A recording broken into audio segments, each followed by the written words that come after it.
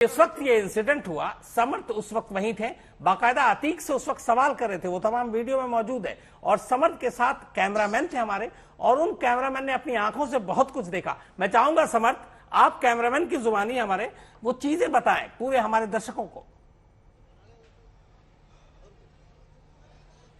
शम्स, मैं इतना कह सकता हूं कि इस वक्त हम दोनों के रोंगटे खड़े हैं। मेरे साथ कैमरामैन नीरज कुमार है, जिन्होंने एक एक शॉट रिकॉर्ड किया है। बताइए अपनी जुबानी क्या हुआ। बहुत लंबा करियर हो गया, लेकिन इस तरीके का शूट आउट मैंने अपनी लाइफ में कवर नहीं किया। दंगे बहुत देखे, बहुत कुछ देखा, लेकिन जब पुलिस अंदर आई और हम लोग कैजुअली साथ में आ रहे थे, अमूमन ऐसा होता है कि कोई क्रिमिनल आता है तो हम लोग साथ में उसको कवर करते हुए जाते हैं, और एकदम से हम इंतजार कर रहे थे काफी देर। बिल्कुल, हम लोग करीब आधे घंटे से वेट कर रहे थे कि अतीक अहमद आएगा, और हम लोग उसको उसकी बाइट के लिए इंतजार कर रहे थे कि एक शब्द वो बोलेगा। और जैसे शुरू करना, यहीं से शुरू करते हैं। बिल्कुल, यहाँ से जैसे ही आप बात करना शुरू करते हैं और हम लोग पीछे पीछे जाते हैं, और जैसे ही बोलना शुरू करता है, जैसे ही अतीक अहमद और असद वो उसका भाई बोलना शुरू करता है, और एकदम से तड़तड़ाहट की आवाज आती है, और ऐसे लगता है कि जैसे पटाखे दगने लगे। मैं अपने आंखों के सामने धुआं देख पाता हूँ। एकदम से आप धुआं देख पाते हैं, मुझे एक हल्का सा बर्न नजर आता है, और मैं 2 कदम पीछे हटके मैं देखता हूं, और एकदम से फायर, और सब तितर बितर हो जाते हैं, इंक्लूडिंग जितने पुलिस वाले थे, उनको भी समझ में नहीं आया, और वो एकदम से पीछे हटे। समर्थ, एक बार बताइए कि उनकी पोजीशन क्या थी, उन तीनों की? क्या ये देख पाए वो कि वो तीनों कहां है, किस तरफ से गोली चली पहले? जो भी कुछ हो रहा है वो कैमरे में। नीरज, आपसे एक सवाल मेरा ये है कि पोजीशन क्या थी, ये सवाल आ रहा है। पोजीशन क्या थी उनकी, यानी कि जो गोलियां चली हैं, आप क्योंकि कैमरे से देख रहे थे, आपने सबसे बारीकी से देखा है, तीनों जो शूटर्स, उनकी पोजीशन क्या थी? देखिए, अतीक अहमद और असद हमारे सामने थे, उसका भाई हमारे सामने था, और बगल से एक पिस्टल आती है, और अतीक अहमद के पहले सर पे फायर लगता है। जैसे ही सर पे फायर लगता है और एकदम से तड़तड़ाहट शुरू होती है, और सब जितने भी लोग थे वो कम से कम 2-4 कदम पीछे हटते हैं, तो एक राइट हैंड साइड पे, एक लेफ्ट हैंड साइड पे, और एक यहाँ से, मतलब तीनों तरफ से उसको घेरा हुआ था, और बेतहाशा फायरिंग हो रही थी।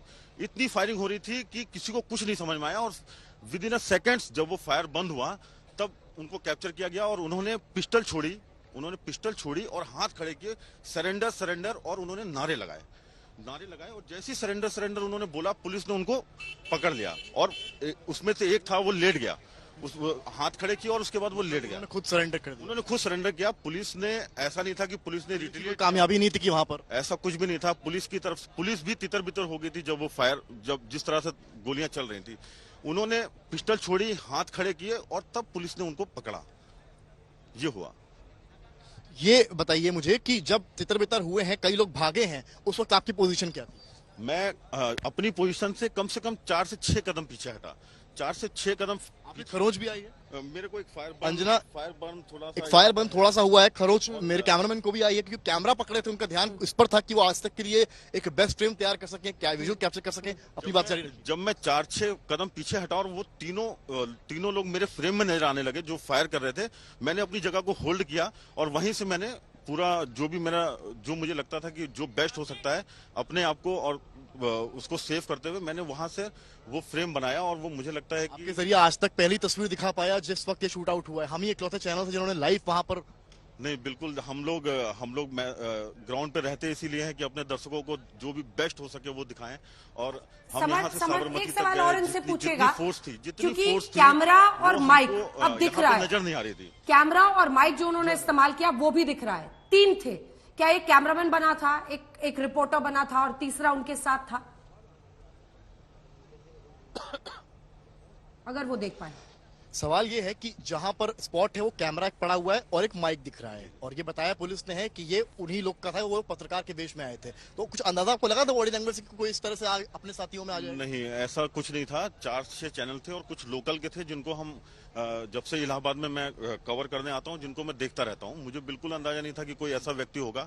और ये सही बात है कि एक कैमरा और एक आईडी पड़ी है जिसको कोई क्लेम नहीं कर रहा है कि वो मेरा है, तो ये अंदाजा लगाया जा सकता है कि हो सकता है कि वो उसी भेष में आए हों, लेकिन ये पुख्ता तौर पे नहीं कहा जा सकता है कि वो पत्रकार के भेष में। मेरे वहां पर रोंगटे खड़े हो गए थे, क्योंकि जिस वक्त शूट आउट हुआ है, आपकी मनोस्थिति क्या थी दिमागी तौर पर? आप उस वक्त क्या सोच रहे हैं? मुझे लगता है कि वो 30-35 सेकंड जो गोली की तड़तड़ाहट थी, वो मुझे समझ में नहीं आ रहा था कि ये हुआ क्या है। लेकिन जब मैं 4-6 कदम हटा, और एकदम से मुझे 3-4 लोग फायरिंग करते हुए नजर आए, मुझे लगा कि ये ऐसा हो गया है।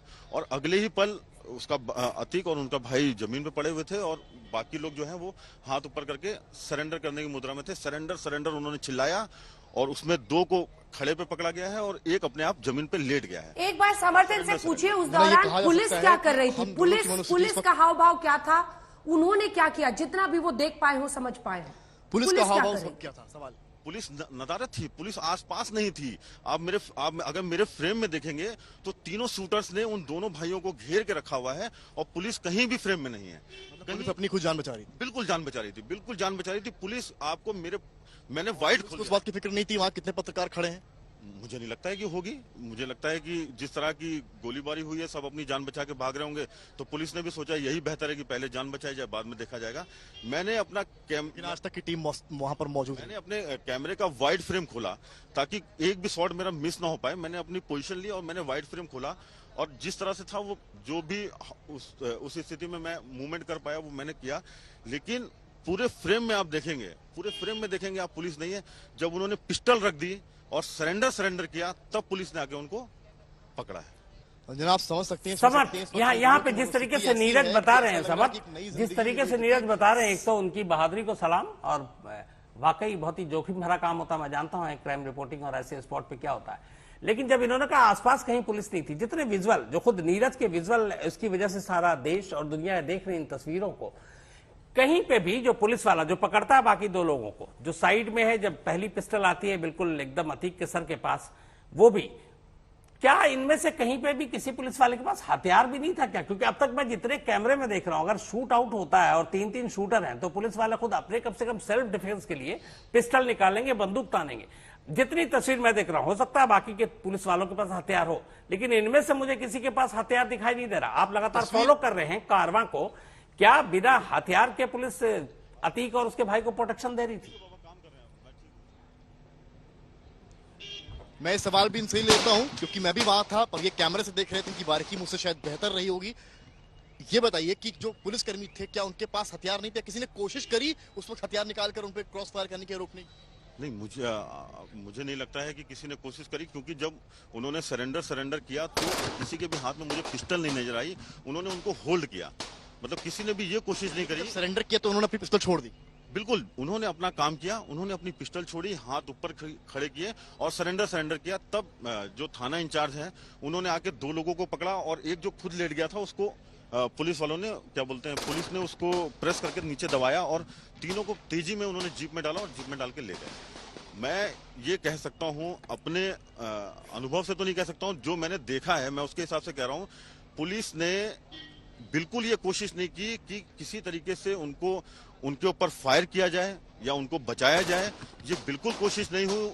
जो आए थे उन्होंने अपना काम किया, उन्होंने अपना काम करने के बाद हाथ खड़े किए एंड देन पुलिस ने। बड़ी बात है, आप समझ सकते हैं शम्स की कोशिश नहीं हुई। जो आए थे अटैकर्स, जो शूटर्स थे, उन्होंने अपना काम किया और बंदूक रख दी नीचे, यानी कि पिस्टल नीचे रख दी और सरेंडर करने लगे, जो हमने अपनी आंखों से देखा, नीरज कुमार ने अपने कैमरे में कैद किया। तो ये बड़ी बात है कि आखिर कोशिश समझ यहाँ आपसे जानना चाहूंगा, जब से प्रयागराज अतीक अहमद को पिछले 18-20 दिनों में 2 बार लाया गया है प्रयागराज, इन 2 दिनों में प्रयागराज लाए जाने के बाद, चाहे वो अदालत हो, पुलिस स्टेशन हो या हॉस्पिटल मेडिकल के ले जाना, वहां सुरक्षा क्या होती है? और अरविंद आपसे भी यही सवाल करूंगा, आपने भी इस काफिले को फॉलो, हलचल हो रही है वहां पर, अरविंद बताएं क्या हो रहा है? नहीं, बिल्कुल देखिए, इस वक्त जो पुलिस कमिश्नर आए थे, अगर आप ये देखें अस्पताल के बाहर का प्रतिगुप्ता दिखाए तो यहाँ से अभी कमिश्नर निकले और जो जानकारी मिल रही है कि जो आरोपी है उनसे लगातार पूछताछ वो की जा रही है और इंक्वायरी होगी। ये भी जानकारी मिली है कि ये जो पूरा हत्याकांड है इसकी इंक्वायरी होगी। जाहिर सी बात है इंक्वायरी भी होनी चाहिए, लेकिन अपने आप में ये बहुत हैरान करने वाली उत्तर प्रदेश से जो तस्वीर है वो मैंने देखी है, क्योंकि पुलिस कस्टडी में, पुलिस की मौजूदगी में अगर 2 लोगों की हत्या हो जाए तो फिर बचा रहता क्या है। यहाँ पर अगर बताएं तो पूरे यहाँ पर जो पूरा प्रयागराज पुलिस फोर्स है वो यहाँ पर पहुंच गया। कमिश्नर आए थे, उन्होंने कुछ जांच पड़ताल की, उसके बाद पहुंच गए